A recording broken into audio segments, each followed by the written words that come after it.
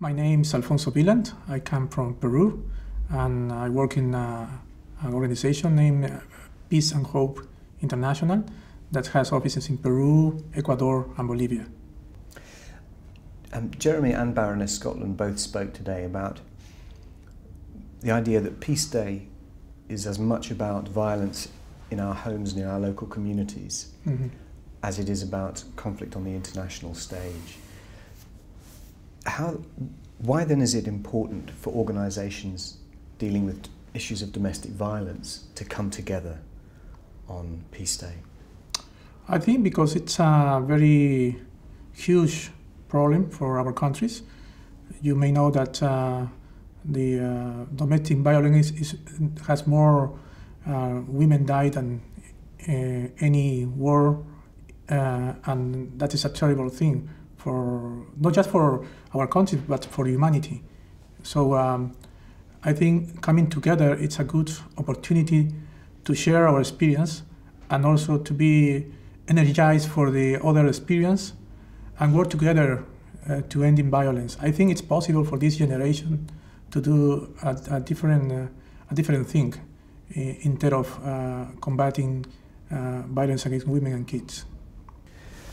There are organisations from all over the world represented here today, all of whom do amazing work in their territories. But this idea of a coalition, this coming together and this show of unity, what kind of message do you think that will send out to the rest of the world? I think the main message is there is a unity for this issue. Sometimes we separate our work from the others, and we think that our work is the best work we can do in this area. But we have to acknowledge that humility is part of our work also. So humility brings us the thinking that only working together is possible to address this big issue, terrible issue that it is the domestic violence. So this meeting, it's about how to think together in terms of this global problem, how to reduce domestic violence in each country, locally, regionally, but also nationally. In terms of your own organisation, what are you able to do? How do you see you and your organisation being able to reach out to your network to encourage people to be active on this day? We are very active with some local and grassroots organizations in the country, especially in Peru. We got 5 offices there in the ground. So all the time we are working together with the women and communities.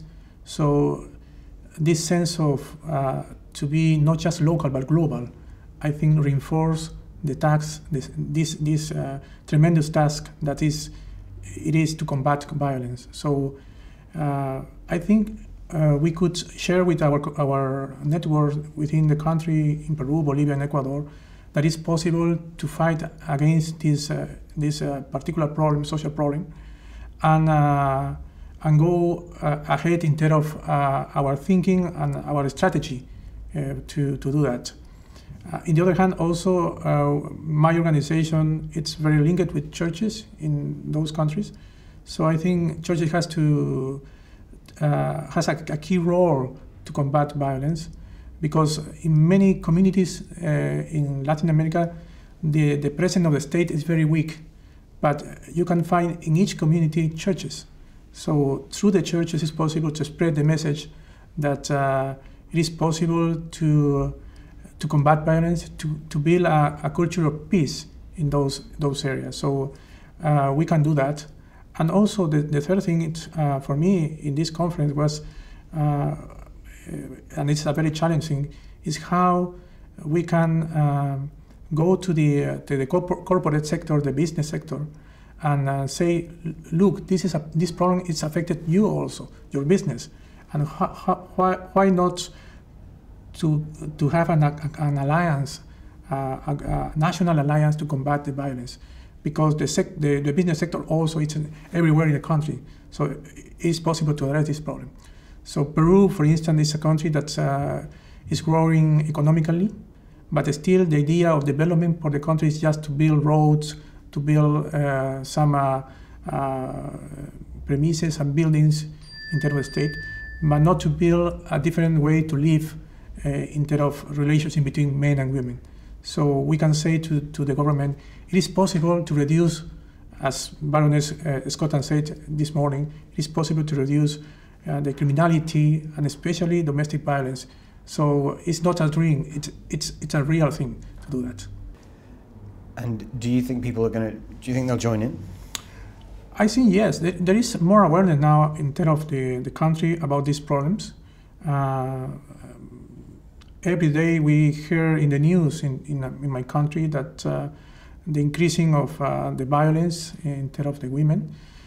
10 years ago, nothing happens in the news in terms of that problem. It was a hidden problem for the country. But now there is more awareness about the situation. So there is a momentum, I think, for the country to address this problem. So it's just a question how the politician and the civil society come together and say, well, we need to work together. There is a need for this generation to address this problem. If we are not willing to do that, I think we will have a generation of violent people in the next 10 years. We do have now, but that the violence is going to increase in the country.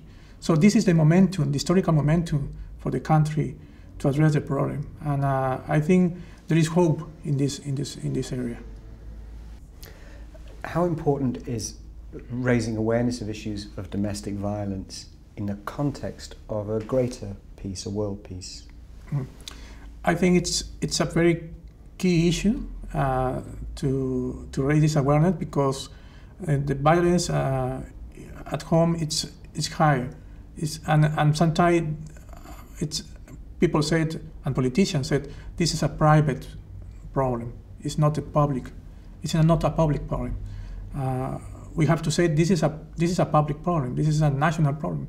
It's not just private problem, because the consequence of the violence against the kids, against the women, for the nation is very clear. And economically speaking, there is a consequence in terms of the poverty and the lack of development of our country because of the violence. So we have to say very clear that now we need to think that if we want a real development of our country, it's necessary to address the violence against women. When people who hear about a campaign to reduce domestic violence might think, well, I'm not violent, and therefore there's nothing for me to reduce, and therefore it doesn't apply to me. It's a campaign about stopping people doing something.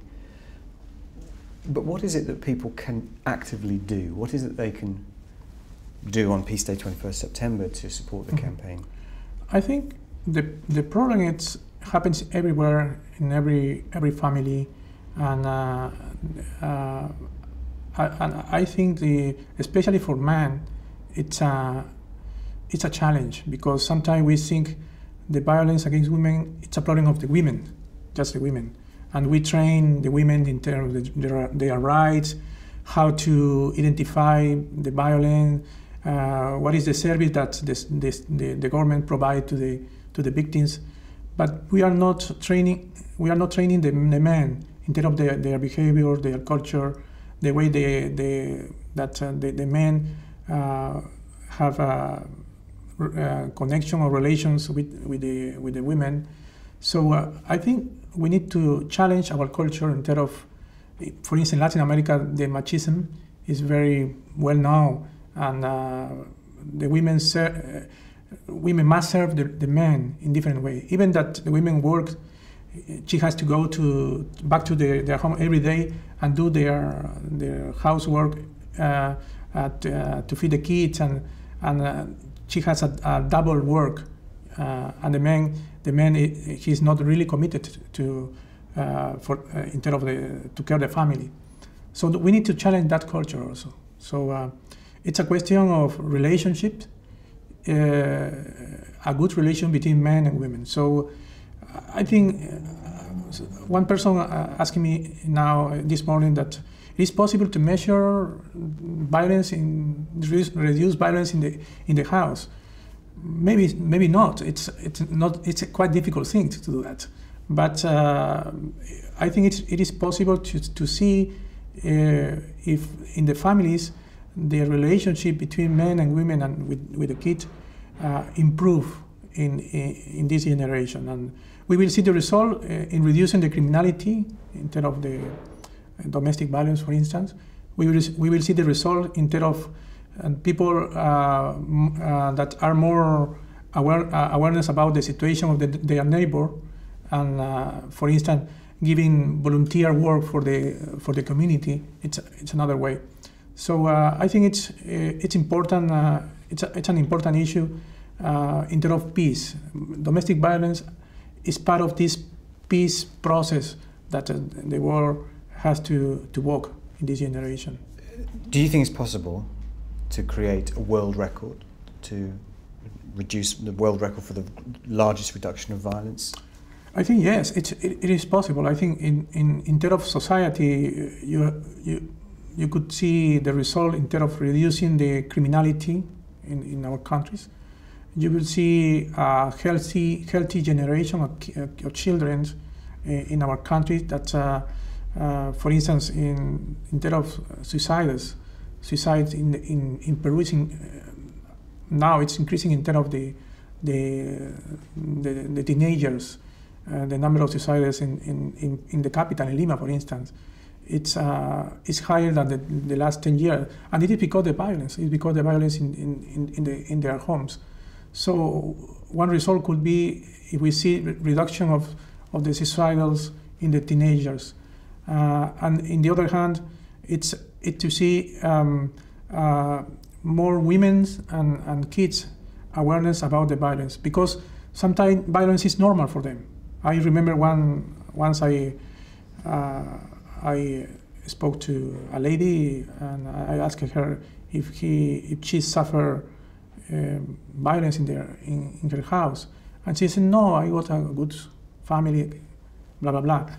But asking more in a more deep way, she said, "Yes, my husband, he doesn't want to tell me where is he after the work, or sometimes he refused to give me the money for the spend of the house every day without any reason, or he beat my kids, and he said it's because I want to discipline my kid, but in a very rude way." But she saw that behavior as a normal. So I think we need to challenge also the women that those behavior are bad behavior. It's not a good relation between men and women to beat the women and to do a kind of psychological damage to the family. So that kind of culture we need to challenge, and it is possible to achieve that. And what will you be doing on the 21st of September 2012?